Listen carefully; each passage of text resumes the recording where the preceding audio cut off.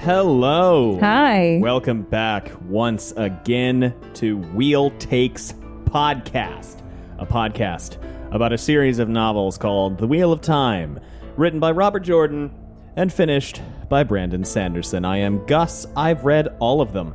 I am Ali, and I've read almost 9 of them. You are a first-time reader on Book 9. Chapter 25. 25. This podcast only contains spoilers for what Allie's already read. And again, today that's everything up to and including Winter's Heart, Chapter 25. Allie, how you doing? I'm tired. You and I are tired today. We have been through Wedding-geddon and the 4th of July, and now the two of us can't go through another thing. It's been a busy month, and it's going to be busy again very soon. Pray for us. Allie, I got a little news for you. I got some stuff. First of all, we're trying some different recording setups. We've got different mics from our usual ones, so if shit sounds different, we're figuring it out. We're recording with 2 microphones instead of 1 so that Allie can lie down. I'm lying down, and I love it. Allie, in addition to that, we've got a couple of people to thank. I hope so. We do. Thanks for the high five, Bulbagarin. Just like a imaginative. Have I done imaginative? I don't think so. I don't think so. Watch as I did it last episode. Imaginative glockenspiel. You've definitely done glockenspiel. Really? Yes, you've almost definitely done glockenspiel. Just like an imaginative pixie stick. Ooh, yum. You are full of just sweet, sugary, lovely goodness. You are often best in a group. You love people. You love to spread your light to as many folks as possible. And you bring joy to everyone, including and especially the young. And for that, we thank you, and thanks for being a part of this community. So thanks, and thanks, as always, to all of our patrons. The podcast remains free, but you're really nice, and we appreciate you a lot. Allie? Thank you. This is the question I have for you. Yeah. Where did we leave off? Were we with Elaine? Rand? No. Not Elaine or Rand? Neither. Was it a random Aes Sedai? No, also no. Was it Varen? No. It's not Perrin or Matt. It's Matt. It was Matt. It was Matt. No! It was the last one you guessed. It was Matt Cawthon himself, the very one. He had a bad day. He's going to smuggle some ladies out of the sad city. It was Matt, followed actually by Bethamin. Okay, so I said random Aes Sedai. Bethamin is not an Aes Sedai. What is a Bethamin? Bethamin is a Suldam. Oh, boo. Oh, and right. And then we did Aegeon and Aegeon and stuff, and the Shan-Chan and the drama, the intrigue. Yeah. I'm excited about that Seeker, plot line. The Benoit Blanc Seeker. The Benoit Blanc. The Benoit Blanc Seeker. Had a lot of fun with that one. But we shifted. Laughing at my own cleverness. Wasn't it my accent? It was, but I was the one that brought up Benoit Blanc. You did. That's true.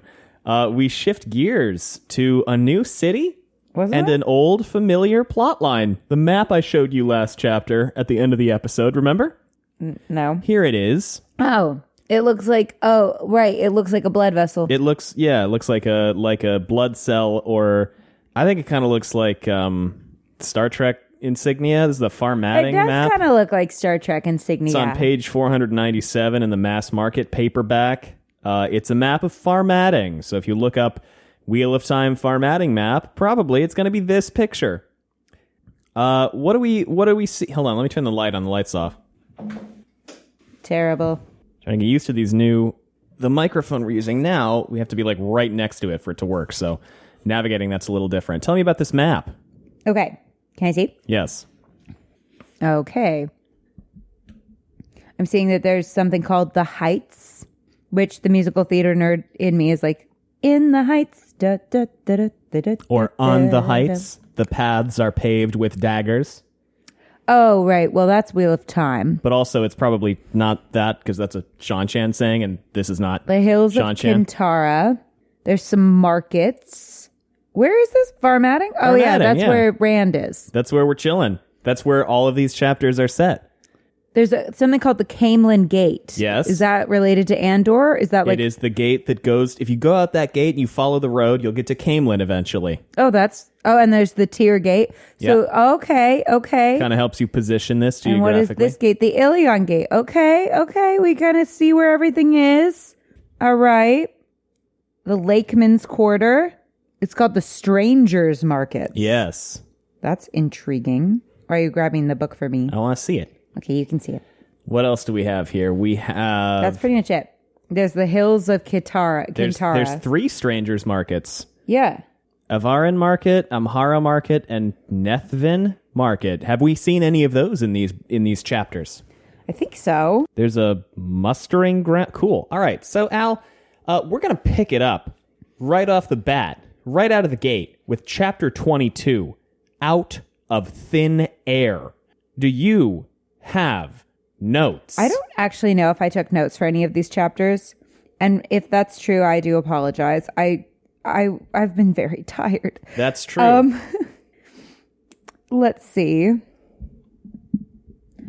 Sorry, will you repeat what chapter it was? Chapter 22. Oh, okay. I have a fuckload of notes for this chapter, and then I have no notes for anything else. Well, take it away. Does this idiot really think he could solo the Dragon Reborn? Which idiot is this? The guy Rand kills. Right. Darwin Awards over here.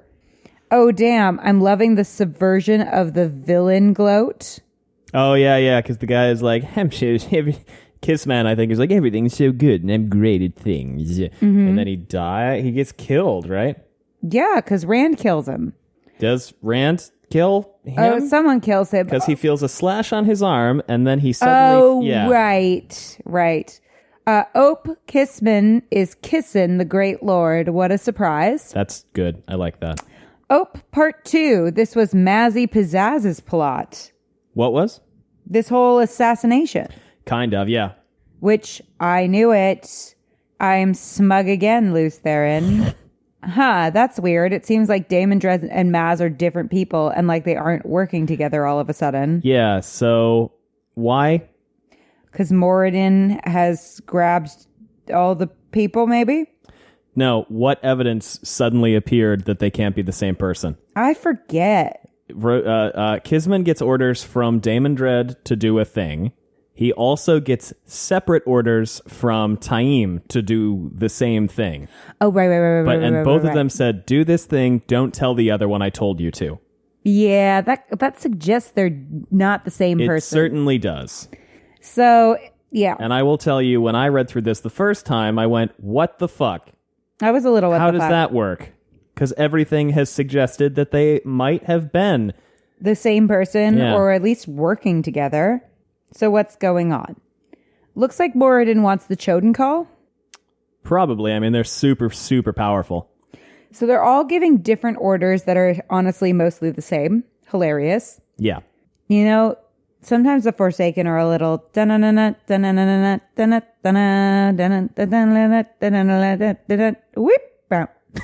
You know what I mean? I know what you mean.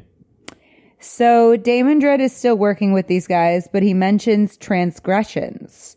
Was that working with Deshiva? And why has Deshiva vanished? That's weird. Mm-hmm.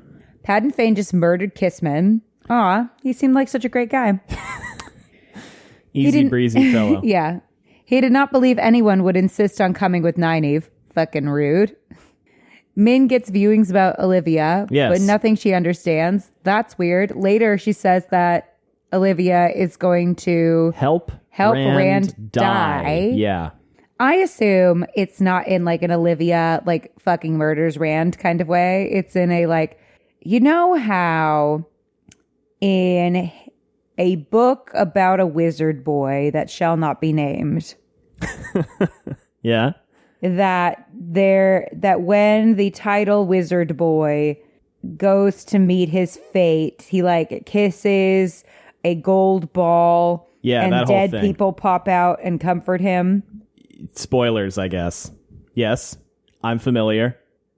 Well, I feel like it's going to be something along those lines where it's like comforts him before he dies or some shit like that. Okay, interesting. where she's like, I've lived 1 billion years and I've helped lots of people to their deaths and they always go smiling It's or going to some be shit. great. You're going to have a good time doing whatever this thing is. Yeah, something. Or like, she'll have to like save someone, but Rand dies in the process or something like that. You know? There'll be a thing. It'll be cute. Robert Jordan will make it cute. He does that a lot. We're going to jump on in. Wait, you're not done. Okay, Mike, I told you a fuckload. You put your phone down. What do you expect me to think? You put your phone down. It fell. All right. Okay. And then I lost my place. Okay. Yeah. So that's weird. Lots of weird about this chap. So Luke/Esau killed Joya the Destroyer and Amici's Pizza. And also, who else? The gray man? Yes. That was in What's-Her-Face's bed? Yeah, that Shiriam's one. bed? So who put it there? Slayer did. Yeah. So Slayer's really living up to the name. So there's that. He's slayed like 3 people. That's solved. That's a whole serial killer. I guess. Yeah, if you kill more than 3 people, 3 or more people, you're a serial killer. Right? I trust your judgment here. I'm pretty sure that's true. I don't know. He just killed a man and woman who were a married couple. Oh, yeah, that's like just a thing that happened. That made me kind of sad. It is kind of sad. He's kind of a dick. They were just kind of chilling out. He couldn't check before he murdered them that they were not, in fact, the people he was there to kill. He's kind of a dick. Like, couldn't you check? He's kind of a dick. Wouldn't that take 2 seconds? I don't know. He's kind of a dick. Would that not take 2 seconds? 2 seconds of like, maybe they were do the I people he was there them? to kill. No, because he says they weren't my nephew and his wife. Who? He explicitly says, Slayer says he was there to kill Lan and Nynaeve. Oh, right. Explicitly. Okay, you're right. So he couldn't have checked? Yeah, that was shoot first and ask questions later moment. Yeah, I said, so he's looking for a couple that is hooking up or married, likely having to do with the Choden Call. I'm thinking either Rand and Min or Lan and Nynaeve. But with Luke Esau thinking about killing Aes Sedai, I'm thinking Lan and Nynaeve. Luke/Esau also killed the Gray Man in the White Tower, and probably that was the one that was put in Shiriam's bed. Yes. But why? Yes. Great question. I feel like it was a fly straight moment. So maybe that's the person that was like beating up Shiriam in that one chapter. She was shielded with the power and then beaten. Okay, so not him. I mean, if she's a dark friend, it was probably Halima. But what if there's multiple forces at play? There could be, but if she's a dark friend and she was beaten with the power by someone in the rebel camp, I don't know. I feel like probably. All right, it's probably Halima. Yeah. Oh, yep, his target was Lan and Nynaeve, hoping this doesn't mean Olivia is dead or something. I don't know why I was worried about Olivia. Why not? She's a character who got introduced interestingly. They die sometimes. Can we also talk about the strong evidence that Slayer called himself Slayer? Yes. Embarrassing for him, if true. He has desires. Someone else has to call you a cool nickname. You can't name yourself. That's dumb. You can't give yourself a cool nickname. It's not ideal. It's dumb. Yeah, I mean... What if I called myself Ali the Great, I'm a prat. A prat? Yes. Are you trying to make good with England after you slandered them for beans on toast? Honestly, I was just doing that to make them mad. I was getting bored. I needed another Riesling Gate in my life. Is that why you said that swore oath was a typo? Swore oath is definitely a typo. This became... We'll get into it. All right, Ali, shall we dive in? I wish Chapter we would. 22, Out of Thin Air, Rand Chap. There's the logo. What is it? Forsnaken. Forsnaken. The Amhara market, there you go. I was wrong. We are in the Amhara market. Was one of 3 in Farmadding. Oh my God. Where foreigners were allowed to trade. That's why they're called the foreign markets. The strangers markets. Excuse me, it's worse. Oh, it is strangers markets? It's the strangers markets. Boorish. Which sounds a little schmacist, if we're being honest. But despite the name, the huge square had nothing of the look of a market. No market stalls or displays of merchandise. A few mounted riders, a handful of closed sedan chairs carried by brightly liveried bearers, and the occasional coach. Can we discuss? I would find it so embarrassing to be carried in a sedan chair. Yes. Would that not be the most embarrassing thing? That would not be my favorite. Because all you'd be thinking about, right, is whether or not they were like struggling to carry you. And then you'd feel bad. And then you'd be thinking about how hot it is outside and that they're carrying you. And then you'd be thinking about, hope they make enough wages doing this to, so I hope they don't have back problems. I hope they don't drop me. What if they dropped you? The occasional coach with its window curtains drawn made their way through a sparse yet bustling crowd that might have been seen in any large city. What if they dropped you? Oh my God, in front of everybody? I'd be so embarrassed. Oh my God. And they would totally drop me too. And I'd go sprawling. It would not be a clean fall. So we get I'd be ass over tea kettle. Many pages of description of what the city looks like. There's a statue of Savian Amhara. Tell me about Savian Amhara. Savian Amhara is a person. Yep. With a statue in Faldara. Yep. It's a first council. Farmatting. That's not going to be confusing at all with Farmatting, Faldara, Abu Dar, Bandar Aban. Falm. Falm. Yeah, what else do we have? There's an El Mora. All right, so anyway. What's the special thing about Farmatting? The special thing? Oh, you can't channel there. You can't channel in the city. There's some kind of something. There are 3 Terangrial, apparently. Why is it 3? Why not 2? That's a really good question. Because like 1 for man magic, 1 for female magic, potentially, right? That would be my guess, yeah. Robert Jordan's gone woke. He included non-binary people. He could have, and you know what? If that were the case. Maybe it is. I don't know. It's probably not. Unless it's the true power. Maybe. I don't know. Probably not, because that'd be a different thing. I don't know, man. Can Angriel even use the true power? Can they even communicate with it? Who can say? Anyways, Rand, how's he? He's poorly. Terrible, that's right.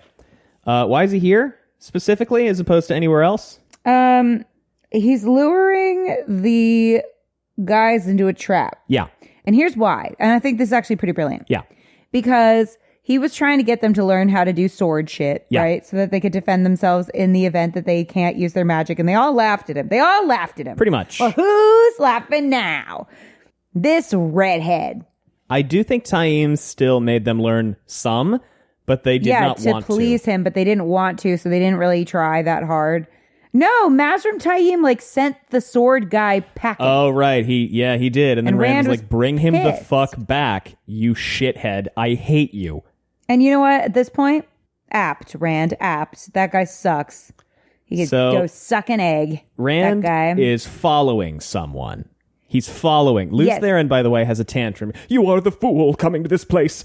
Madness. Madness. We have to get out. We have to. And Rand is like, shut the fuck up. Dude, you're so dramatic. I literally did a sword fighting training montage with a literal sword master, Heron Mark Blademan. His name was Landman Dragon. Okay? Lost King of Malkiri Khan. Okay? Malkiri Khan. Oh, want to hear something funny while you're playing with buttons? I'm trying to get the levels set right. What? My therapist discovered our podcast. Oh my God. Because he asked me last session, because he knew about the podcast. We have discussed it in therapy before. But he was asking me if I thought the Wheel of Time would be appropriate for his 10-year-old. No. And I said, I don't think so. No. I said maybe book one. This is what I said. I said maybe books 1 through 5. Yeah, I mean, even they get pretty bloody. There's a lot of heads being split like melons. Yeah, but in America, we're okay with that. Apparently, we are. Just kidding. But he said he's a particularly mature 10-year-old. But I was okay, I mean, and he's whipped through. He was like, I just want to give him, because apparently he reads like no one's business. He's like, I want to give him a book that will last, because he's like, I'm going broke applying this kid with books. Sure, Wheel of Time would last. And I was like, Wheel of Time would last. I think he could do the first 3. I said maybe give it 2 years and then 12 seems more. I mean, I read him in college. But that's kind of atypical. I feel like high school, middle school. I suggested Lord of the Rings. Lord of the Rings would last if he finished it, which I didn't yet. I know. I'll get there. I'm reading a lot of stuff right now. I just said finished Lord of the Wool. Rings. I suggested Aragon, too, because I thought for a 10-year-old that would be... 10-year-old, yeah, that's solid for a 10-year-old. Anyway, if you want to send me more suggestions for, like, thick doorstopper books to suggest to my therapist for his 10-year-old, let me know. Yeah. But then he was like, then I was really curious about the Wheel of Time. And like you mentioned, this like fan base, and I was still trying to learn more about the Wheel of Time to see if it was appropriate for my 10-year-old. And then he was like, and then I was all proud of you because your podcast came up really easily that's in sweet. my search. Oh boy. Well, anyway, Apparently he researched like Wheel of Time, Ali, and Gus. that would do it. It was cute. That is cute. Anyway, now we are not playing with buttons anymore, so we Right. can go back to the podcast. So Rand is following Rochade. How's he? He's also poorly. Yeah, he's also bad. What happens here? What's this? So Rand gets lured into what they think is a trap. Yes. But he knows it's going to be a trap. So they like start to do this villain monologue of like, this is how we caught you, and now you're going to die, you know, as they do. Yeah. And then Rand goes, actually, you can't channel here. You're fucked. Snicker snack. And he kills them. Pretty much. Yep. Well, he killed one of them and the other one ran away. And then the guards come because there's a dead body.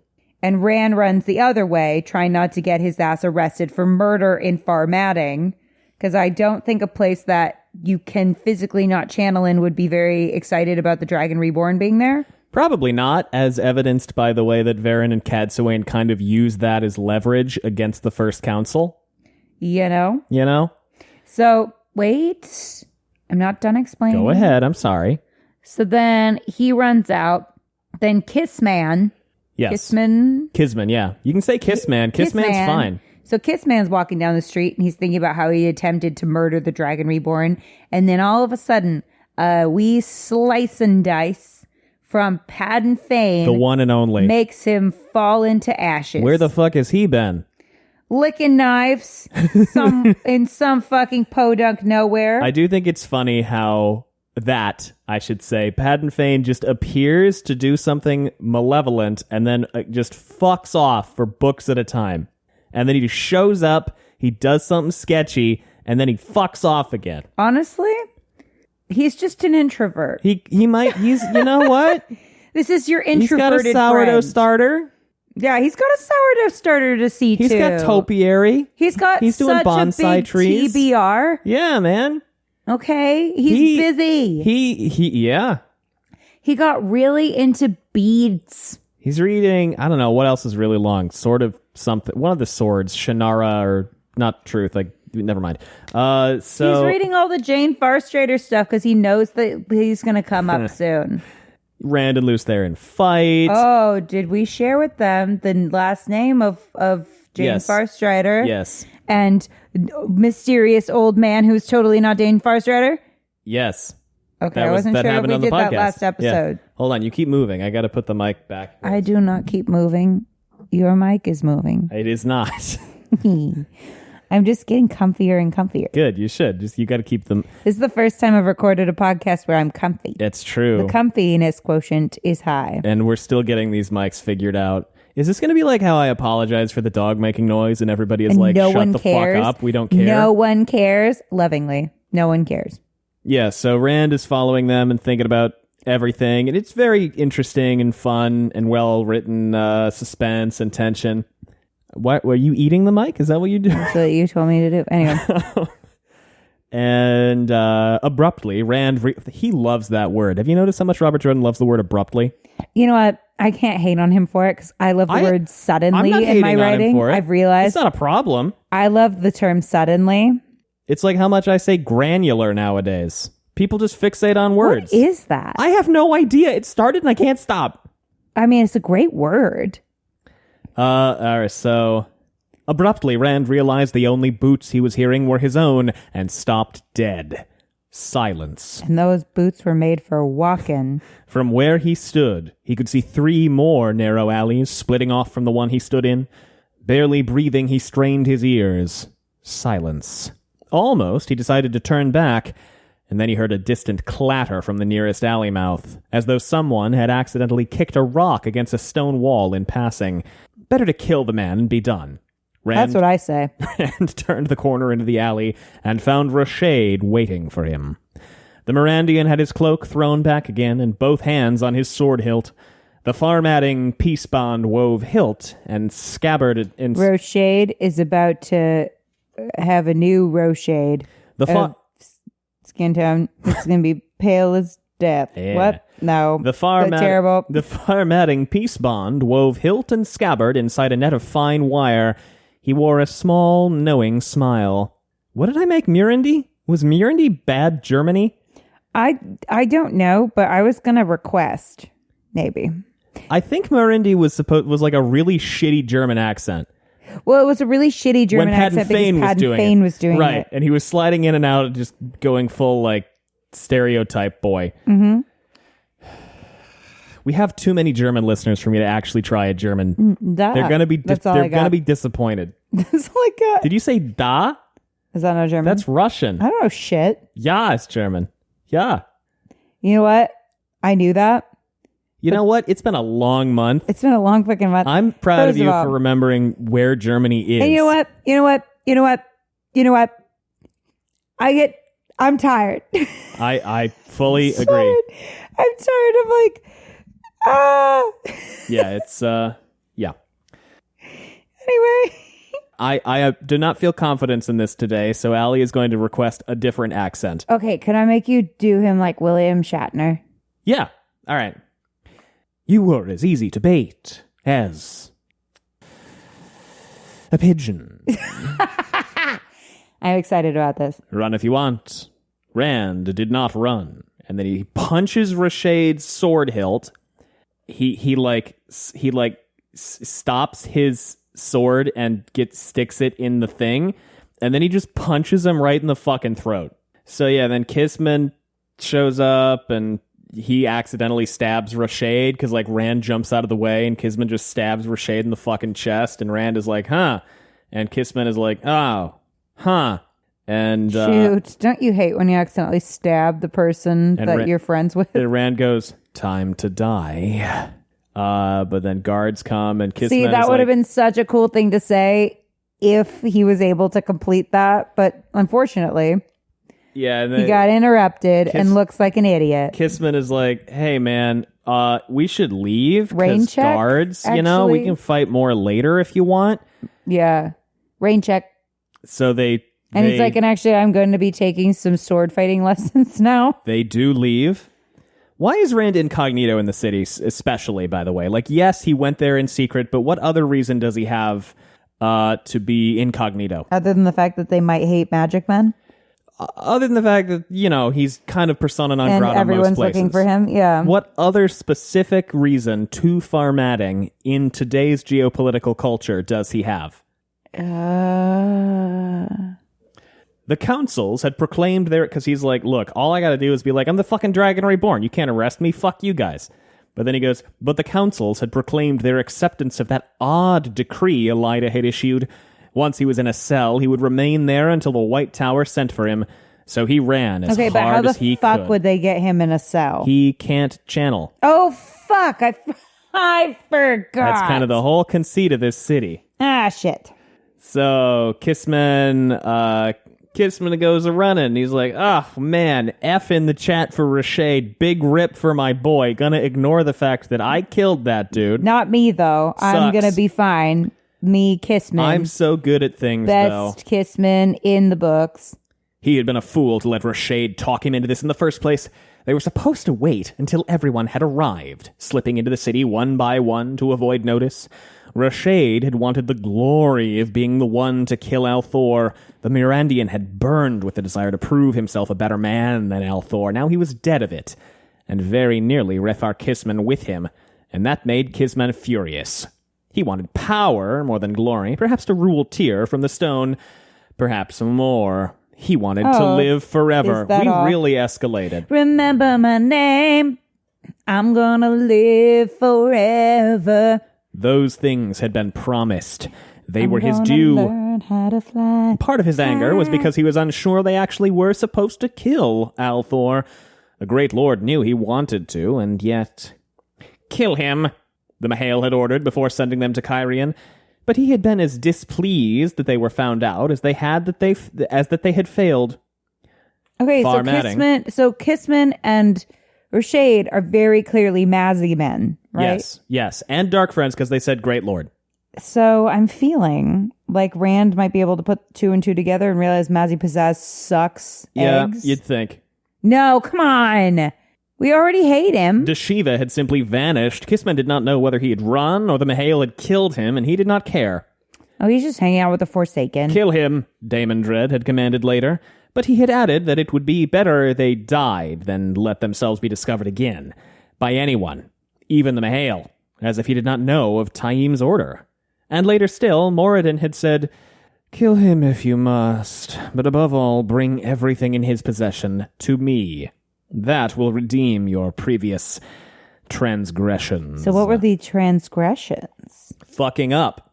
Not killing Rand. How did they fuck up? They didn't kill Rand. Oh, when they sent the tower on When they on dropped everything? the fucking building on him, yeah. Oh, I see. The man said he was one of the chosen. Okay, then I retract my previous statement about Rand being able to put 2 and 2 together about Maz. And no one was mad enough to make that claim unless it was true. Yet he seemed to think Althor's belongings more important than his death. The killing incidental and not really necessary. The Choden call. Those two were the only chosen Kisman had met, but they made his head hurt. They were worse than Cairhienin. He suspected that what they left unsaid could kill a man quicker than a signed order from a High Lord. Well, once Torval and Gedwin arrived, they could work out abruptly, there it is again, something stung his right arm. And he stared down and he stared down in consternation at the blood stains spreading on his cloak. It did not feel like a deep cut, and no cut purse would have slashed his forearm. He belongs to me, a man whispered behind him, but when he turned, there was only the crowd in the street, all going about their business. The few who had noticed the dark stain on his cloak looked away quickly. In this place, no one wanted to be associated with even the smallest violence. So it's New York City. And then he just fucking dies. Because New York City, the wildest stuff could happen in front of you, and you're just like, don't care, no reaction, bye. So we switch back to Rand.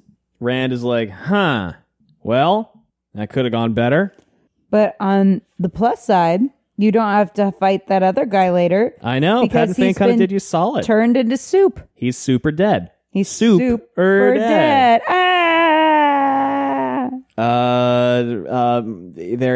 Min is posing as his wife, even though, like, maybe she kind of is, because, like, you could argue that they're kind of married after the thing. Actually, hold on, it's been way too fucking long. We gotta take a quick ad break. So before we go any further, we're gonna take a quick break for ads.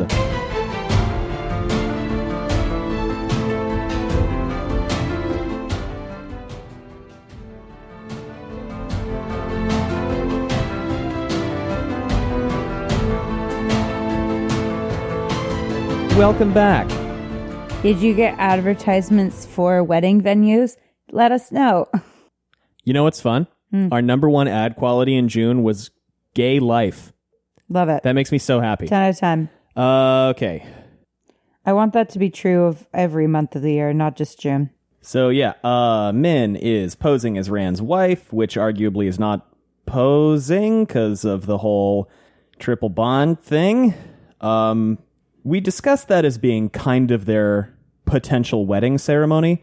Yeah. Do you agree with that? It felt that way. Yeah? Yeah, I think so.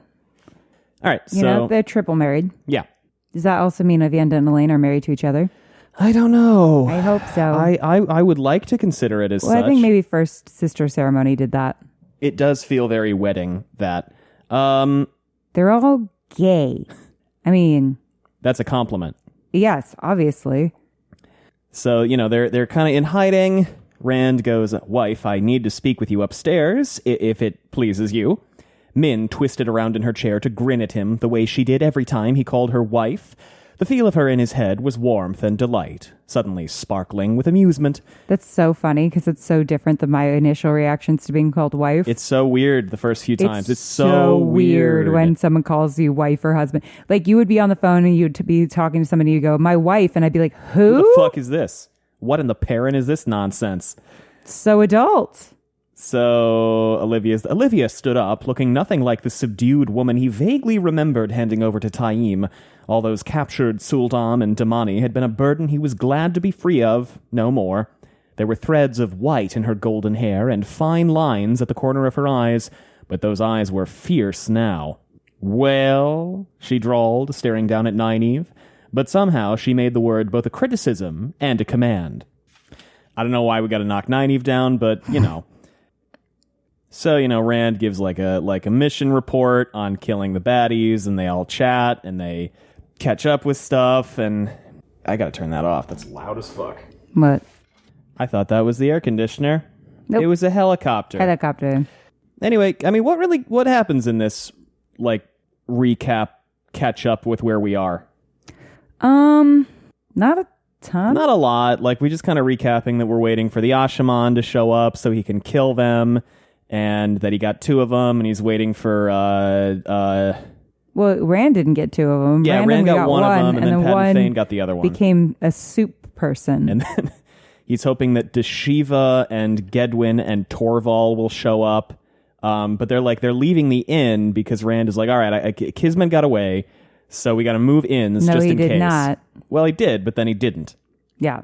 Pat Fane did us a weird solid on that one. But it stands to reason that other Ashaman will be coming, potentially. Right. Rand is frantically packing and trying to run around, and Olivia goes, you could get yourself killed like that. You have too much to do to get killed yet. You must let us help. Rand is like, Min, you got anything on this one? Because I'm still not so sure about this lady. She goes, all the time, but not the kind you mean. Nothing I understand. Rand, you did all that. You killed one man and faced another, and Rand, I didn't feel anything. In the bond, I mean. No fear, no anger, not even concern. Nothing. And Rand goes, I wasn't angry with him. He just needed killing. That's all. Why would I be afraid? Thoughts on Rand's mental state? That's bad. That's not so good. That's really not good. I wouldn't consider that. I think you should feel great. Things when you kill a person. Probably be good. Probably.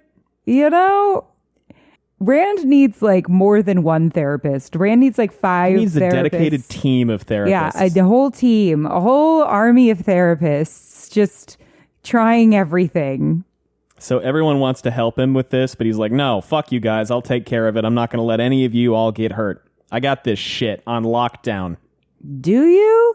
I mean, the most recent thing you've done is the Kalendor shit. Didn't go over so hot. That didn't go very well. So I feel do you have it under control? It's like if a friend drank too much, then drove into your house and then was like, I've got my drinking under control. You're like, do you? I don't know, man. I don't agree. Respectfully. We switched perspective to Isam. How's Isam suddenly back after... when is the last time we really saw him do anything? I'm trying to think. The last time Isam did anything, I think it might have been the Battle of Two Rivers. Yeah, I think he just fucked off. He fucked off and then has continued to fuck off until book 9. You remember all those bingo sheets where you put Isam returns? I'm annoyed. Yeah, he's just kind of here now. Well, before I felt like there was so much emphasis, I was looking for something to happen with Perrin, and I just kind of gave up hope that Slayer would ever come back. I thought maybe as we're ramping up toward the last battle, it would happen. Yeah, I guess. Well, here he is. But here he is with Rand. Color me surprised. Not with Perrin. I know. What is Slayer up to? He's just nefarious. Kind of being a hired assassin. And taking credit for all of the cool things that you were trying to figure out who did them. Or many of them. Because he was like, it was me. I killed Joya and Amici's pizza. And I also put the gray man in Shiriam's bed. I mean, sure. I mean, if he's being a hired assassin, then sure. I guess that does make sense that he would be doing that. Doing those things. So yeah, he just walks up to this bed comes into the real world, turns into Luke, and he just murders these two people. And then he's like, damn it, that wasn't the ones I was looking for. What a waste of time and energy. 2 seconds to check would I mean, I know that they're bad people, so they don't care when innocent people die, but it just feels inefficient. You know what I mean? Because now potentially Lan and Nynaeve are alerted to the fact that someone's going around killing couples in their beds. He always liked to see the people he killed after, if he could not during. He had especially maybe before would be particularly helpful. He had especially enjoyed those two Aes Sedai in the Stone of Tyr. The incredulity on their faces when he appeared out of thin air, the horror when they realized he had not come to save them, were treasured memories. That had been Isam, not him, but the memories were nonetheless prized for that. Neither of them got to kill an Aes Sedai very often. Do we ever get to find out how Slayer happened? You're going to have to RAFO that. I feel like there's a possibility, and there's also a possibility of no. It's just a weird thing. You're going to have to read and find out. RAFOWON, read and find out whether or not. Sure. RAFOWON. Flows off the tongue. That's my new one. It flows right off the tongue. RAFOWON. So, his patron of the moment was waiting for him. A man, he was sure of that much. But Luke could not look at him. It was not as it was with those slimy gray men whom you just did not notice. He'd killed one of them once in the White Tower itself. They felt, there's your passive confirmation of that. Mm-hmm. They felt cold. Blink and you miss it. And empty to the touch. It had been like killing a corpse. No. This man had done something with the power, so Luke's eyes slid away from him like water sliding down glass. True power. Even seen at the corner of the eye, he was a blur. And he's like, yeah, hey, I killed those guys. And the guy who he's talking to, who is it? Probably? Moradin? Probably, almost definitely, yes. He's like, well, that wasn't them. That was kind of a fuck up, but, I don't give a shit. Oh, well. No. What are they up to? I mean, at this point, Moradin has probably land fear. How do we have land fear has less power, and how do we know that? Like, how? We know that because... No, how would that happen? Well, good question. You have a couple mechanics how it might happen, and it's possible that there are other mechanics that will appear later. It might be explained later. It also later. might not be. Might never be explained? It might never be explained. It might be explained later. It might be something you already understand. Any one of the three. That covers everything. Yes, that's how Robert Jordan does. Helpful. I mean, the only mechanic I can think of right now is that either the Kasuva does something weird, but it seems to have not done anything weird to Megiddian, so that rules that out. Or she was stilled and then healed by a woman, which could also work. Doesn't quite make sense. Right.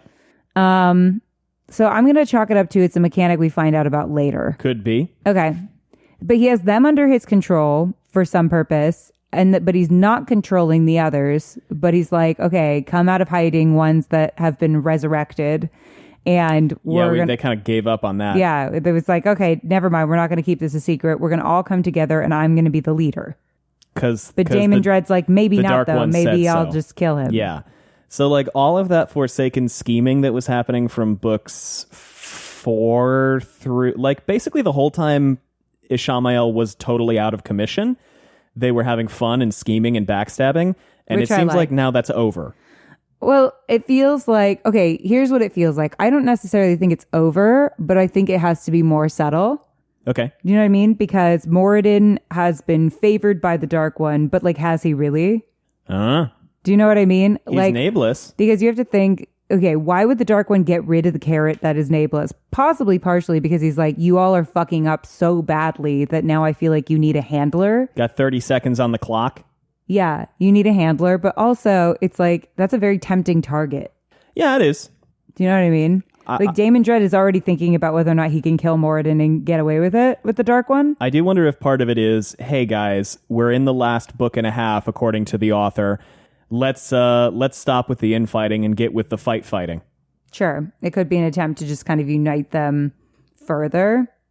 But it just kind of feels like, then is he like, continue doing what you're doing, but do it better under me? He's given them some direction and orders. Because Semirog's still with Tuon. If that's her, yeah. Oh, come on. So Semirog's still with Tuon doing her thing. As far as we know, Grendel's still fucking around in that palace. Yeah. So it doesn't feel like they're doing necessary. Damon Dread is giving orders to the Black Tower rebels, but so is Morden. And so is Taim. Mazrim Taim. Yeah. So the three of them are in this weird triangle where it's like they're all with each other, but also not. They're all doing the business. They're all giving like similar but different orders. Well, Taim and Damon Dread both said kill him. And then Moradin was like, I don't fucking care what happens to him, but get his little stuff. Give me the Choden call. You get his stuff. Yeah. But let me ask you this. What major thing... But that's also a big switch because before it was like, don't kill him, let the Lord of Chaos rule. Right. And now it's like, definitely kill him. What major thing is potentially on the horizon that maybe changed it from, oh God, he's not going to make things worse, he's going to make things better? Cleansing the taint. Right. So I think that's kind of They've decided definitively that he's a threat. Yeah, I think they're like, okay, we did our best to put him under our respective thumbs. He is now taking actionable steps towards fixing kind of our trump card, right? Because that's like, and all of the male Forsake, all of the Sidene channelers also, you remember this with Grendel. Grendel was like, you're all fucked if he does this. Because now suddenly your incentive for working with the Dark One doesn't exist. Yeah. And so he's going to start thinking maybe they're a threat to me. I should kill them. I should get rid of them because like I no longer have the sway over them to say. But then why do the women get to just walk around being baddies? They swore fealty without the carrot. Oh, so he's like, right? I trust them more because they didn't need the carrot. Right. Whereas it's possible. possible. I guess the carrot was nameless. Carrot was nameless, and now that carrot's also gone. Essentially. Yeah. Short of getting away with killing another one of the Forsaken, which seems like it would be kind of a hard thing to do. I mean, we're about to go into, last battle. Things happen. Yeah. Friendly fire is a possibility, I suppose. Yeah, I don't think Damon Dread can outright kill him, but Damon Dread certainly is thinking about ways to surreptitiously circumvent what he's doing. Yeah. And maybe get him killed. I do feel like it'd be kind of hard to justify friendly fire because like they all know what, especially now that the Gars have come out of hiding. Like Damon Dread can't just go, oh, I didn't know he was on that hill, I blew him up by accident. Like I don't think that's necessarily an easy thing for them to do at this point. Sure. I don't know, chaos of battle kind of thing. Yeah, I guess. Couldn't get there in time. Sure. I don't know. There's opportunities, I think. I don't think it's going to work. But I do think it's fair to assume at this point that their primary, they now have a unified goal, which is don't let him fix Sidene. Mm-hmm. I mean, I've got to think now that I know that Semarog's not up north, there's a part of me that feels like maybe Damon Dread is. Why does somebody have to be up north? The infighting, the Blight, Malkir, it just feels like there's stuff up there. And if the north falls, then you've got the opportunity to bring in like a horde of Trollocs and shit that just like sweep through everything. Sure. Because like the north is the only thing keeping the Southerners don't even necessarily believe that Trollocs exist still. Yeah, but I mean, right? It's all fairy tales. So they're completely inequipped to deal with that threat. And so if the north fucks up and everything gets like overwhelmed, it's going to be very easy to cut through pretty much everything after that. Yeah, but I feel like the North is also the most wise to the Dark One tricks, Like they don't have any... Everything is well lit, so Myrddraal can't show up. They have much more entrenched... Right, that's what I'm saying. Extant hierarchies, so it's a lot harder to sneak in like a random lord. Because the North, but Damon Dread works through proxies. Damon Dread works... Yeah, sure. I mean, I just feel like the North is a very big balancing agent, right? Like we said, they're so equipped to handle threats from evil in ways that like everyone else is definitely not. That I go, well, then we need to get rid of them somehow or make them weaker somehow. Yeah, true. If I'm Satan, if I'm Satan's minions, I feel like they're a good place. Well, and Agomar even said that if they fall, like everything else is going to go like a house of cards. Yeah, sure. That's their whole thing about Tarwin's Gap and keeping everything. So then what's the point in any of the Forsaken going anywhere else? Well, they can't all go to the north because there's points to to doing everything. Because the goal is chaos, right? Yeah. The goal is always chaos. So anything that is a balancing agent has to go, right? So the North has got to fall, in my mind. Sure, okay. I think I wonder if the time for that is past, though, because we already have all of the northern rulers unified coming down to do something, right? So I mean, but it's very unclear what it is they're doing. I think it's probably going to be swear fealty to Rand, and Tenobi is probably going to do this whole thing where she's like, Davram shouldn't have sworn fealty to you. Like, that's my job, blah, blah, blah. Sure. But I think they're going to anyway. That sounds like her from what we know of her. But then that feels too easy. That feels really easy. Yeah. So there's got to be something. There's got to be a but. Well, we've talked about what the fighting in the North could have been. Because like the Aiel united under Rand, but the Shido. Yeah. And those that ran away. But the North's whole thing is get ready for the last battle. So wouldn't it perhaps follow that if any region was going to be the one to be like, fuck yeah, dude, it might be the North? Well, wouldn't it also be a really good time to attack the North when all of their leaders have just left? But do you have to attack from within, or can you just send a mob of Trollocs down from the Blight? I guess you could just send a mob of Trollocs down from the Blight. But, I mean, something's got to be leading them. They're dumb as fuck. Does it need to be a Forsaken? Maybe not, but I'm just like, where else would he be? Where's Moradin? Moradin's bopping around. He's kind of doing whatever. Yeah, but like, to what end? That's what's bugging me about the Forsaken. Like, to what end? Yeah, I agree with you. Doing things. It's like, well, it's got to be just so chaos, because that's their whole shtick. Like, chaos has got to happen so that evil can happen. Well, if Daemon Dread or any of the Forsaken were in the North, where would they be? Because Grendel's in Era Daman. Malkir? Malkir is just a hole in the ground now, basically. Like, the towers are there, but it's just, well, maybe they're anticipating that Land might try to take Malkir back. Sure. Because they can't have that. How? Yeah. That'd be too, like, unifying. Yeah, it would be a good rallying cry, right? Yeah, Golden that would Crane be not good. flies for Tarman Gaiden kind of thing. Yeah, well, I mean, I think that's definitely got to... I mean, at some point, Land's got to take his homeland back. That's gonna happen. That is kind of his overarching premise. Which then right? it's that's like, his whole well, deal. maybe that's Slayer then. What's Slayer? Well, I mean, okay, so if Land tries to take his homeland back, right? I think he's got to deal with Slayer. Oh, because Esam. Because of Esam. Right. Oh, that makes sense. I mean, doesn't it? Doesn't it kind of make sense that Land would have some kind of showdown with I think, well, Esam? yeah, that's his cousin, right? That's one of the guys who, Lan admittedly... or Lan and Rand together, since both of them are technically related to them. To Slayer? Yeah. But then we're kind of shifting Slayer away from being Perrin's nemesis. I know. Right? And then, and just worth noting, the last line in this chapter, I'm just going to read it real quick. The guy who is probably Moradin is like, maybe we'll try another time. Maybe I'll say fuck you later. It really was a pity. He'd rather looked forward to killing his nephew and the wench. Oh, he was trying to kill... Lan and Nynaeve, No, his nephew is Rand. His cousin is Lan. Oh, so he's trying to kill Rand and Min. Yeah. But if there was... Well, again, they'd be super recognizable. Why would you not double check? But if there was time to pass, hunting was always a pleasure. He became Esam. Esam liked killing wolves even more than Luke did. So, like, we're getting set up here in this chapter with a reminder that his whole deal is hunting wolves. That's like his favorite thing to do.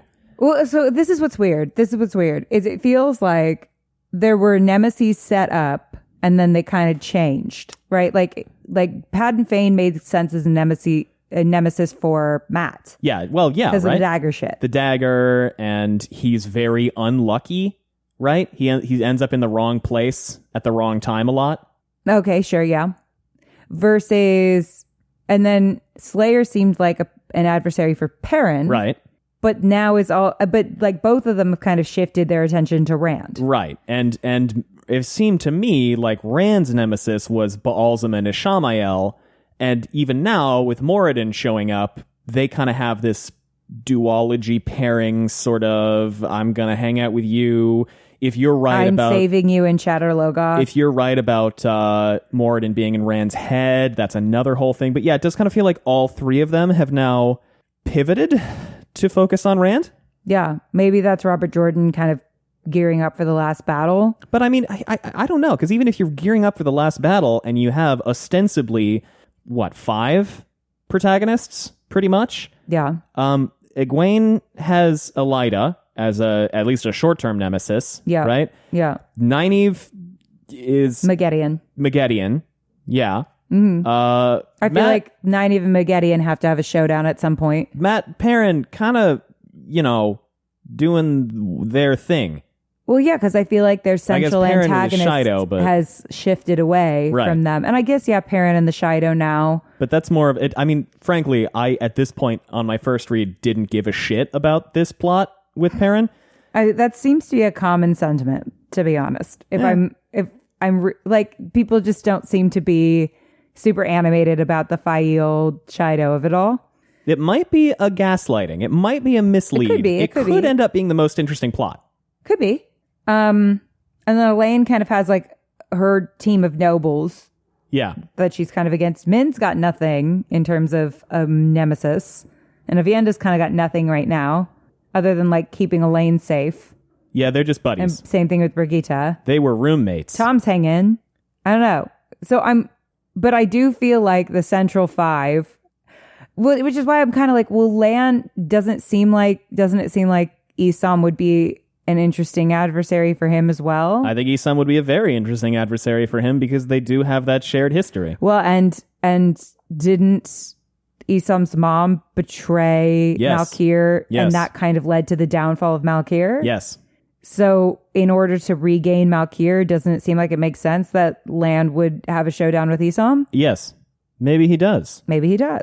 Just seems like it's there. It seems like a logical through line for if we're going away from, like, obviously my preference would be give him something to do with Perrin again because they were cool antagonists for each other. They were interesting antagonists. But if we don't get that, maybe Lan does something. Well, I'm thinking it's got to be the showdown's got to be somewhere between Rand, Perrin, and Lan with Slayer. Okay, because it seems like he's antagonistic toward Rand right now, but it doesn't seem like he gives a real shit about Rand. Yeah, he's hired by Moradin to do this. He feels a little bit like a gun for hire. Oh, and Moradin said to them he doesn't care if Rand gets killed. But he clearly does because he hired a whole ass assassin, right? That was Moradin? So he clearly does want Rand dead. If he can get him killed and then take his stuff, like killing him in his sleep, that's the easiest way to get his stuff, right? Right. If you're Moradin, you don't really care if he lives or not. You hire the cool shadow assassin. Sure. No, I get that, but it doesn't seem like Slayer gives a shit about Rand one way or another. He doesn't seem to give a fuck. His focus is on the wolves, as we get reminded at the end of the thing. He likes killing wolves. Yeah. He wants to kill wolves. Makes me nervous for Hopper. Yeah, I mean, that's fair. Oh my God, if Hopper dies twice... That would be some bullshit. Yeah, but I mean, because Hopper's been like a weird dream mentor to Perrin, but also has not been super helpful because he's like, you're here too strongly, go away. Yeah, I will say that... That's got to stop. That's been a lot lately. That's got to stop. I think... Perrin's got to learn his wolf stuff. He's got Elias. He's got Hopper. Can he start learning how to do shit, please? I'd like that. It's book 9. The last battle's coming. I don't know. I think it's got to start happening at some point soon. Shall we press on? Yeah. All right.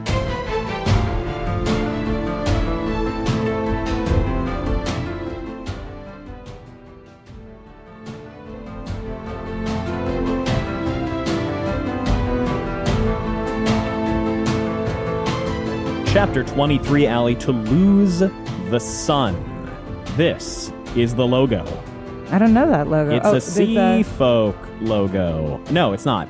It's a farmatting logo. Okay. Cool. A hand with the sword 7 in it? That's just his palm. Let me see. That's his palm. Can I see? Yeah, that's the lines in his palm. Oh, okay. It just looked like a 7. Looks like a 7, but that's the lines in the palm. And then there's some kind of interesting design thing, like a stripy oval. Yeah, and a sword. The stripy oval. Kind of looks like it could be a mirror.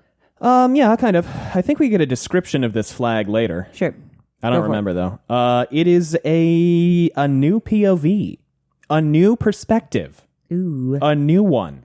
Who is it? It's a sea folk person. It's Shaylin or Shallon, however you want to say it. I say Shaylin because there's a character in the Stormlight Archive whose name looks almost identical to this, and I pronounce that name Shallon, even though Brandon Sanderson pronounces her name Shaylin. So I'm doing it backwards because I don't care.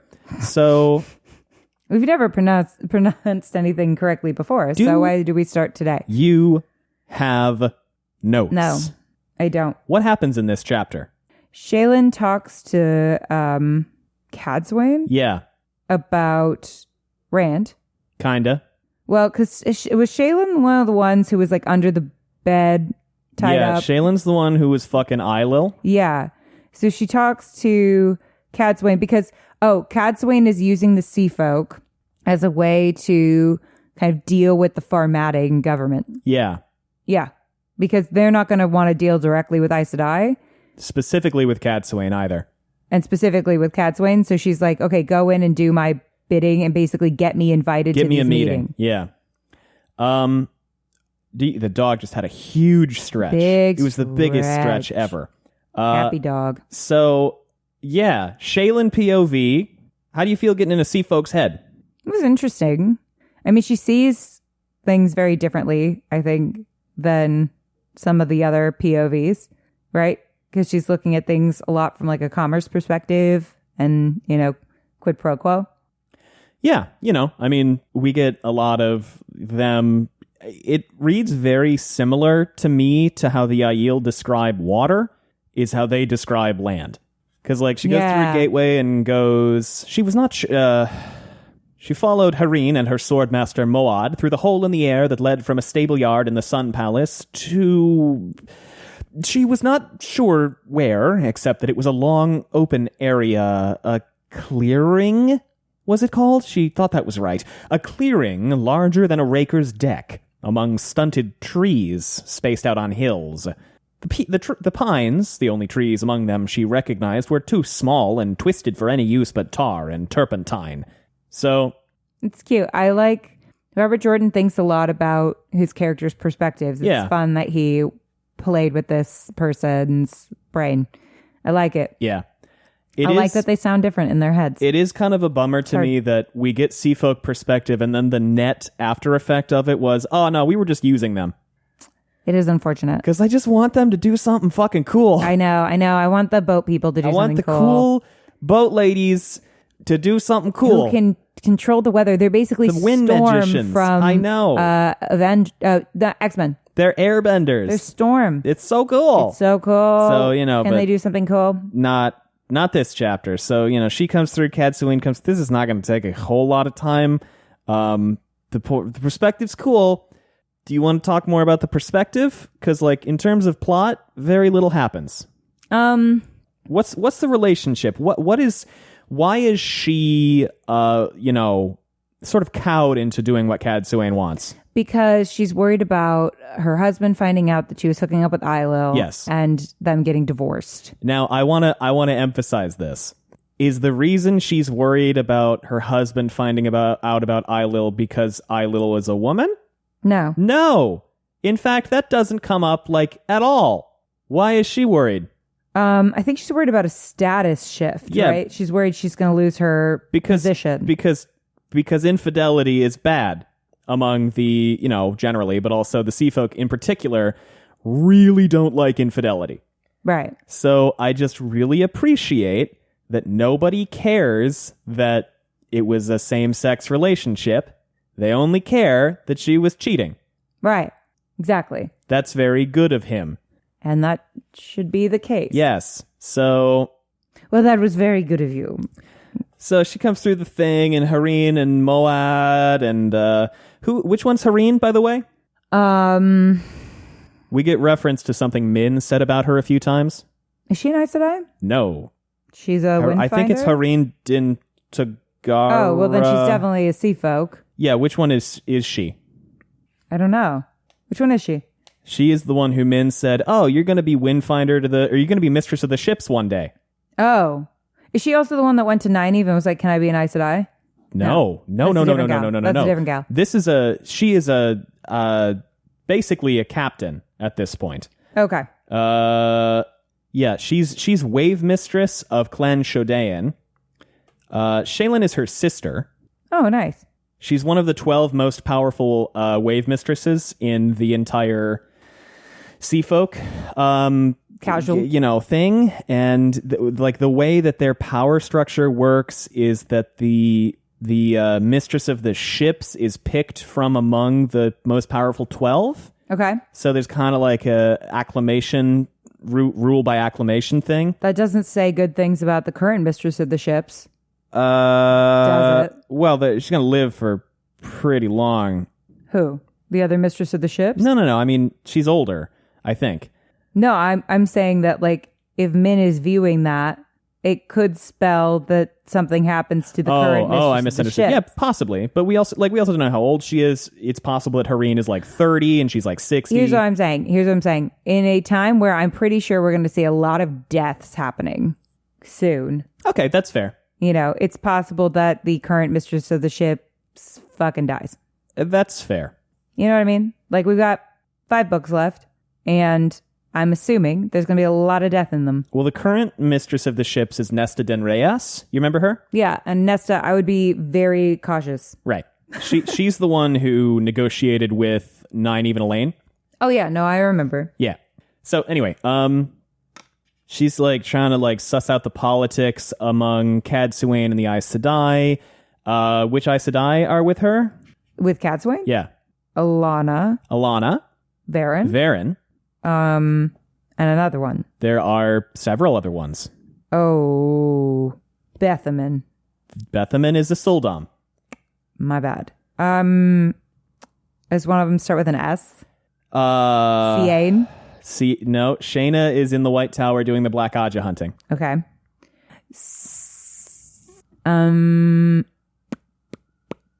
Who are the other ones? There's Daigian, Nisune. Oh, Dagon. Yeah. She's part of the, like, Varen group. The Varen, She's a Brown? The Varen Vagabonds. Not Vagabond. The Varen Vanguard. Let's call them that. Dagon's Brown? Oh, I had a lot of conversations with you the other day about what I think is going on with Varen. We'll get to that. I think what we're going to have to do is split these 4 chapters up into 2 episodes. Okay. So we will talk about the Varen stuff in the next episode. We would do a long episode, but because we're kind of slammed, I want to make sure we get an episode out next week, so we're going to split this in half. Okay. We'll talk about Varen a lot next week. But, yeah, okay, so it's Daigian, Chimera, Nisune, and Elza. Oh, Elza. Elza's gotten some attention recently. Elza's the one who is, like, fervently into Rand. Yeah. She's the one who's like, oh my God, he's so cool. We got to make sure he's awesome and the best, and I love him so much. Top-notch, #1 man, foam finger. Sure. #1 Rand fan. Rand stan fan o'clock here. Yeah. Big money. Something's going on with Elza. Well, she thinks he's great. She's As an Aes Sedai? Well, again, she's part of the Varen Vanguard. Yeah. Right? Is this like what Varen did to her, or does she actually she attacked Rand, right? That's how that kind of went down. Elza? Well, all 4 of these were they boxed him. I think the one whose warders he killed was Chimera? I don't remember. Okay. He killed some of their warders. It's either Chimera or Nisune. Oh, by the way, what else is going on with these particular Aes Sedai? What else is going on with these particular Aes Sedai? In terms of interesting power shifts among groups of people. Oh, what's his name? Healed Stilling. Apart from that. But yes, that happened too. Power shifts. Tell me about their warders. Their warders? Oh, some of them took Ashaman as warders. Bonded Ashaman. So like Narishma is bonded. Yeah, Narishma's bonded. Eben Hopwill. Little man. Little Eben, yeah. Little Eben is bonded, and the third one is also bonded. Let me check. By the way, shout out to all the people who frantically corrected me about my being wrong about Teslin. I know. I was really, really tired when I recorded that episode. That's my bad. What were you wrong about? I said she's not captured, and then 20 minutes later I went, whoops, I'm wrong. She was captured, but multiple people reached out to me mid-episode to go, excuse me. Ali is right. They How went, dare Gus, you? this is like the cornerstone of Teslin's plot, is that she was captured. How did you forget that Teslin was captured? You're Dragged right. to hell. You're all right. These same people who go, who is Danelle, when we all know she's Masana. Oh, do we? Yeah.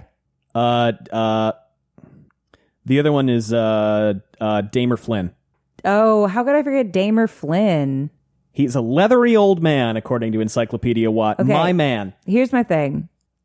Rand immediately is, when he finds out about this later, is like, was it consensual? And it was. Yeah, no, they were all into it. That's good.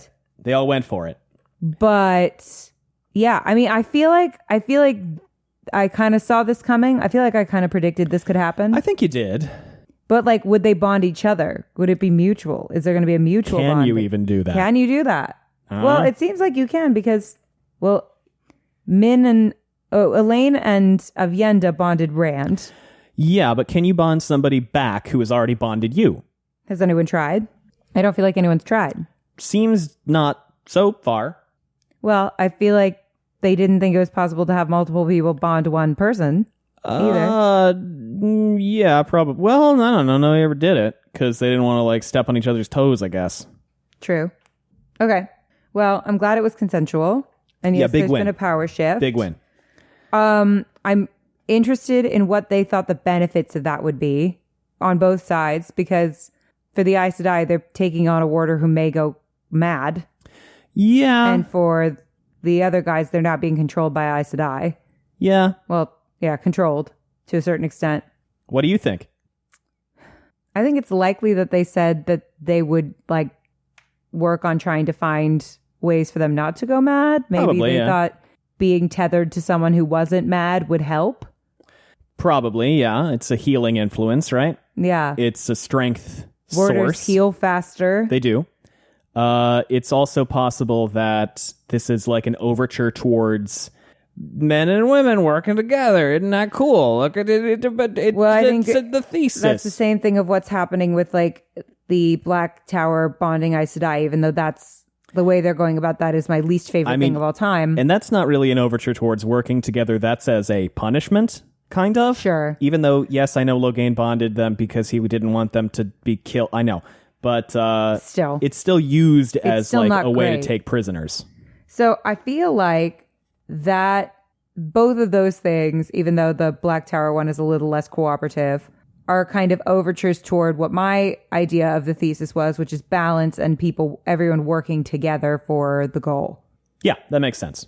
Putting aside their like feelings and prejudices and stuff and trying to work together. Yeah. So that's nice. Why did Hareen come along for this? To learn how to do it? Why did Hareen come along on this trip with Cadsuane, etc.? To get them invited to the... In Hareen's mind, why did she come? She agreed. One of the things she agreed to with Cadsuane was, okay, as a condition for your bringing us along with you, we will make sure you are invited to any meeting we go to. But what is she getting out of this? She wanted to go to Faldara. Oh, is Farmatting. Sorry. I know, it's confusing. She wanted to go to Farmatting. I think partially because they're starting to carve out Nope. land for themselves. No? Nope. Bargaining? I want to talk to the Kuramor. Oh, right. Which they should. Rand should talk to them. He should. Absolutely, he should. They're people with prophecies about him. He should probably get invested in that a little bit. But he's probably also tired of all the prophecies about him. He's also kind of doing some Mission Impossible Born Identity spy shit right now. He's also kind of doing Min right now. He's also kind of doing Min right now. She goes, I may be able to see the Kuramor, she says. May. And she offers this chance as though granting a privilege. I have the right, bargained for and agreed. She denies me the agreed entourage. I must leave my sail mistress behind, and my attendants. And then Arion shows up, and Beldine as well, by the way. There were others. Oh, Beldine. That's who I was thinking of. Who is the other bee lady? Beslin is the... Beslin is also a person. Okay, but Beldine is the Aes Sedai. Am I to approach the Curramore like a deck girl, touching my heart to a sail mistress? Am I to air my own bedding and wash my own linens? She turns protocol straight into the wind. I will not allow it. No more. And Shaylin is like, yes, I know, Jesus, okay, it's okay, keep complaining, whatever, yes, I know, it's fine. You've been saying this for like a month. So they try to figure out where they're at. They discuss how, they want Shaylin to figure out how to do gateways. They're trying to figure out how to figure that out, how to get information out of Cadsuane. Serene Nemdal is also there. There's another one, and Corelle and so this is like a million fucking Aes Sedai. It's like the whole Varen Vanguard. I missed those before. Serene has been sent. So this is funny because they're like, hey, Shaylin, go tell Cadsuane that you'll spy on me if she teaches you how to do gateways. And Shaylin is like, she didn't go for that. I already went for that. Okay, we're just trying to get like me in her good graces as like an assistant / spy is not gonna work. Okay, right. Cadsuane's smart. And then Serene rolls up and goes, Cadsuane, she has instructed me to be your attendant, wave mistress. I will answer your questions to the extent that I can, and help you with the customs as well as I know them. I realize you might feel discomfort at being with me, but when Cadsuane commands, we must obey. Right. So I just think it's kind of funny that they're trying to figure out how to get Shaylin into Cadsuane's camp, as it were, as like someone to get information, and then Shaylin just walks. Serene, God damn it, Serene and Shaylin next to each other. Serene walks up and is like, "Hey, I'm just gonna hang out with you all the time now." Okay. I just think that's kind of funny because it's like, well, you don't really need a spy. No, because there it is. There she is. Hopefully they'll treat her better than they're treating Marilla Lee right now. Yeah. Hareen hates this, by the way, and doesn't like this at all, but because I think she's wise to it. Right. And there's all this stuff about, like, forgetting orders and obeying orders. Any thoughts on any of that? The forgetting orders and obeying orders? Yeah, there's all this stuff of, like, Hareen goes, I approve of obeying orders. However, orders that have been carried out can be forgotten. They no longer need to be spoken of. Do you understand me? Okay. And Shaylin's like, what the fuck are you yelling about? Well, what did Hareen do? I don't know. I don't know if this is something I've forgotten or if it's something that hasn't happened yet. Huh. When was the last time we saw Hareen? I truly don't remember. But we remember her as... I mean, did she talk to anybody? Did Hareen talk to anybody? All we know about her is that she's going to be mistress of the ship someday. That's all we know about Hareen. And she's going to be badly punished for fucking up the bargain. Okay. All right. I'm not sure why she's so defensive. Yeah, Serene goes, I do not see how one can deliberately forget, but I suppose you mean that we should pretend to? Is that it? Very well, I will answer your questions as well as I can. What do you wish to know? And Hareen goes, oh. Okay. What's up with Hareen? Why is she so freaked out? I don't Someone will tell us. remember. Someone knows. Yeah. Did she give a bad order? Apparently, Serene also lost her temper once at someone. Oh, no. I've never done that before. I gotta look this up. Hold on. While we're figuring this out, we're gonna take a quick ad break. All right. That sounds reasonable.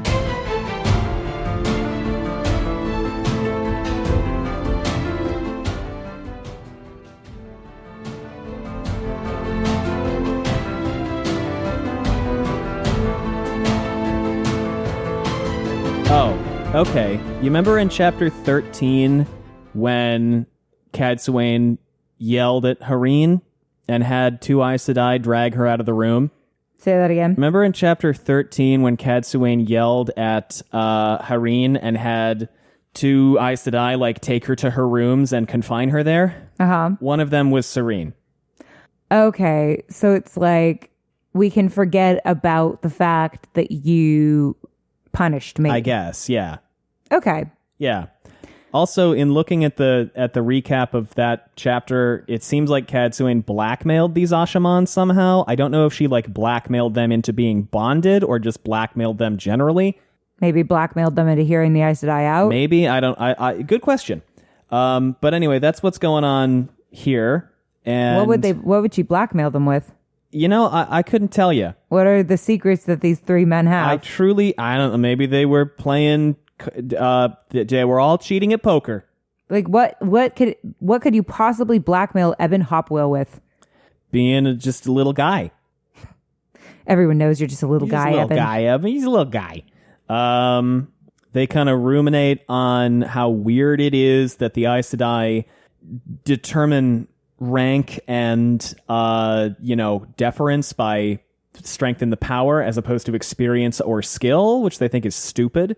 Yeah, it is kind of stupid. Yeah, it is. I feel like a lot of things should factor into that equation. And then they walk towards Farmatting, and when they're about, I don't know, a little ways out, Serene goes, "The men, they can no longer channel now." And Shaylin's like, "The fuck you talking about?" Serene's like, "Oh, you heard that? Don't worry about it. Just shut the fuck up. It would be best if you keep what you've noticed about the men to yourself." And Shaylin goes, "Such as them being warders? Is that why you could bond them? Because you gentled them?" So how can you tell? How can who tell what? How can you tell they were bonded? She is guessing because they brought the Aes Sedai, their warders, and then 3 Ashaman. And she's like, "That's weird. Did you bond them? Did you gentle them and then bond them?" Not gentled. They didn't gentle them. No. Though that's what I'm saying they should have done in the past. Gentled and probably. I mean, it's still tried to give tough, them something to live for, like a mission of some kind. Yeah, consensual bonding, of course. Yeah. But be like, hey, you'll live a real shit life, or we could try to see if this will help. Yeah. And Serene's like, "No, we didn't gentle them. It's just like there's these Okay, so like, don't tell anybody about this because we don't like this to get out. There's these 3 Terangrial in Farmatting, and you can't channel there. Like, you can't even... It's like being in a steading, basically. Mm-hmm. And we don't know where they came from or who made them. They've been there as long as anybody can remember. But, like, there's a guy one, and the guy one dampens the ability to do anything with Saidin in a pretty big radius around the city. And then there's a Saidar one, which is a little smaller. And then there's another one. But, like, the long and the short of it is, can't do anything with the power in Farmatting. Which is why Rand wanted to be there. Yes. How do you feel about this? I think this is really cool. I like this a lot. I love this. Yeah, this is really cool. The third one must be true power, right? Could be. Yeah, and they just set it up as, like, a protection from magic. I wonder, like, if it goes back very far. You know what I mean? Like, I assume it goes to the break-in. Yeah, that's what I was thinking. They set that up during the break-in to protect themselves. I would posit also, because the next chapter we see this being used, and all 3 of the, there's 3 stones basically with lines on them, and they all spin to face given directions when somebody channels, and Shaylin goes, "Oh, it's triangulation." So maybe it's not that the 3 individual discs do different things, but that there's 3 of them so you can determine location, and it only blocks Saidin and Saidar. So you can determine location of what? Triangulate where the person is who is trying to channel near the city. Right. So maybe it's not like 1 Saidin, 1 Saidar, 1 true power. Maybe there's only 3 because location. Well, what would the third one do? They all do the same thing. There are 3 of them, so you can triangulate where the person is. So all of them are Saidin and Saidar? Yeah, because she says they all turn black, I think, when they detect someone channeling Saidin. And I think it's Serene tells Shaylin they would have turned red if it were Saidar. Okay. And all 3 of them do this. It's not just one of them. Okay. So, yeah, maybe they're all 3 just, location. Yeah. To be around the city. Because 2 doesn't necessarily contain the city. 3 is... Well, 2... If you try and figure out where something is, and you have 2 things pointing at it, it's not as precise as with 3 things because of how triangulation works. But it's not to do with radius. It's to do with it's just showing the direction in which channeling is happening. Right. And you need 3 because if I just point over there... Well, it's triangulation. Yeah. There's a reason they call it triangulation. Yeah. You need 3. My brain's not working very well, but no, yes. I'm with you. I understand what you're trying to say. So, Serene is like, it's like it's steadying. I bet an Ogier would feel comfortable here. And Shaylin is like, why are you talking about myths? Ogier? What the fuck is an Ogier? That's not real. These 25-foot tall tree people? Come on now. I mean, listen, if I were a person and people were telling me about this thing, I'd be like, that's silly. Like, people are like, fairies are real. I'd be like, Yeah. There's this childhood rhyme she recites to herself. Here come the Aelfin to steal all your bread. Here come the Ogier to chop off your head. Well, that's kind of racist. Yeah, well, if we're being honest. And she's like... The Aelfin to steal all your bread? Aelfin to steal all your bread. They Which eat are the people, snake ones? not bread. Oh. No. Aelfin are the snake ones. I always get this confused. Because you would think it would be the Aelfin, but it isn't. That's how I remember it. The Aelfin should be the snake ones, but they're not. So the Aelfin would steal bread. Why would they steal bread? I wouldn't put too much stock in this, considering it also talks about Ogier chopping off your head. Okay, so they're just really misreading the situation. Yeah, I think it's just time fucked racist up bullshit. everything. Well, it's a nursery rhyme. Right. Spiders don't necessarily climb up and down water spouts over and over. Wouldn't it be wild? I'm just thinking about this, like to deal with another species that has our same level of intelligence or maybe even more intelligent than we are. That would be fucking nuts. It was so weird. So, like if the Neanderthals had made it. Yeah. If we had probably not killed them. Yeah. So the Hareen is like, we can't channel in there? Weird. Maybe Hareen says to Serene, oh my God, Hareen and Serene and Robert. Okay. We love you. I love it. It's just so many names that are the same. She goes, perhaps after we find quarters, you and I can discuss instructions. And Serene goes, you read the philosophy? The theory of instructions. It is not well thought of these days, yet I've always believed there was much to learn there.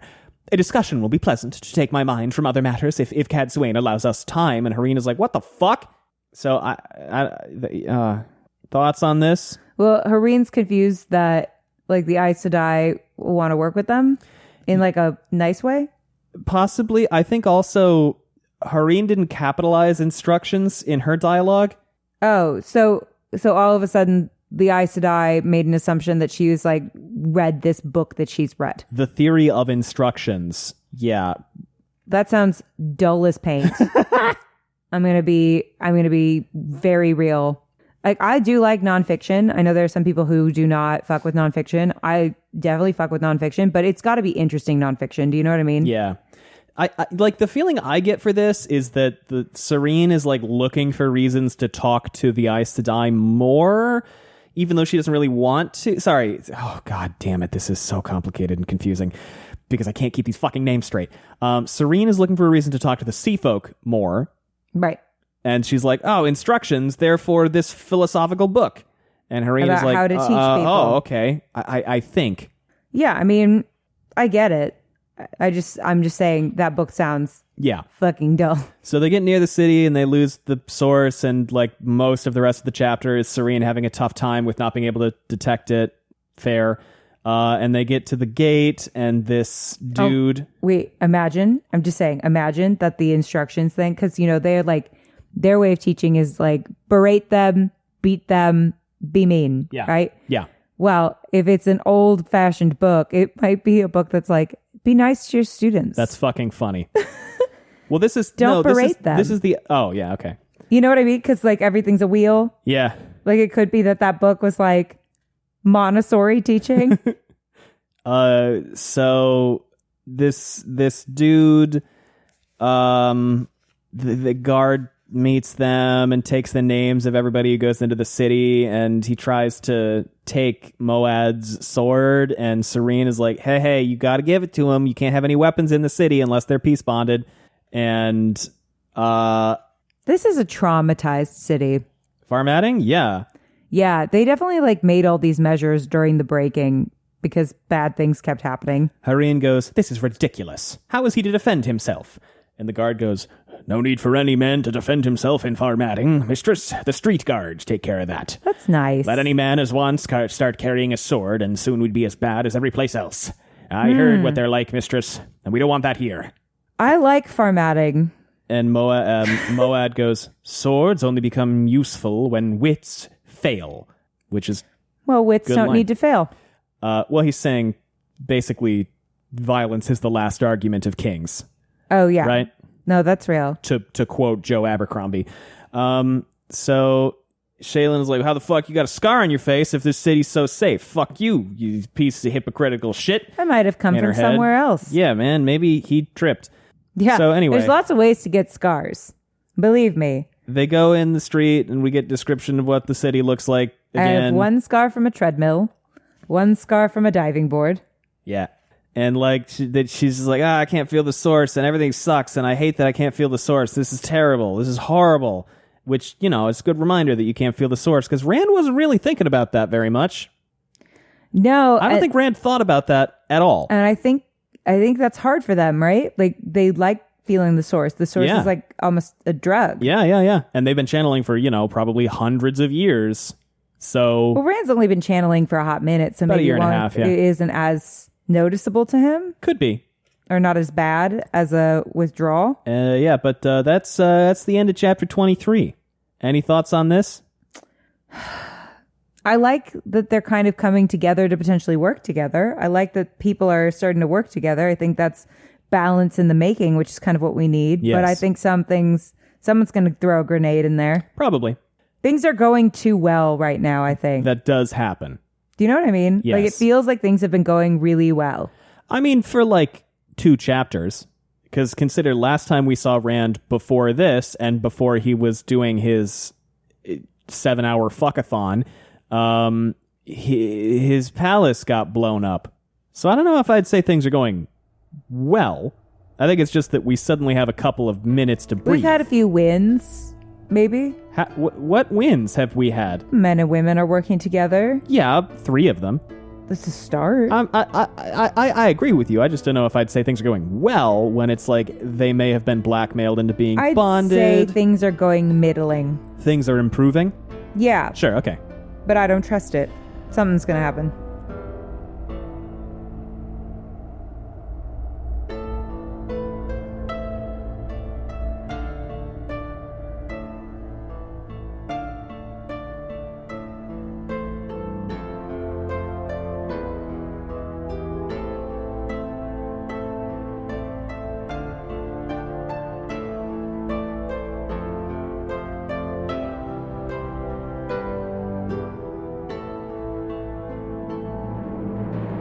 Thanks for listening, everyone. We have social media. If you want to know what we've got going on, it's down below. I made a blue sky.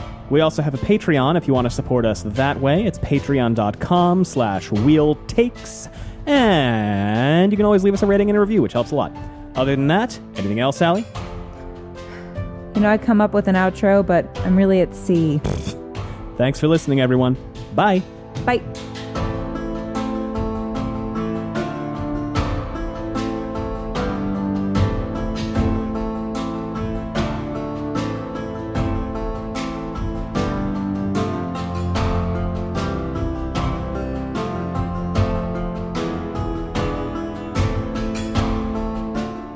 Thank you again for listening. This was Wheel Takes with Ali and Gus. Music by Alexander Nakarada.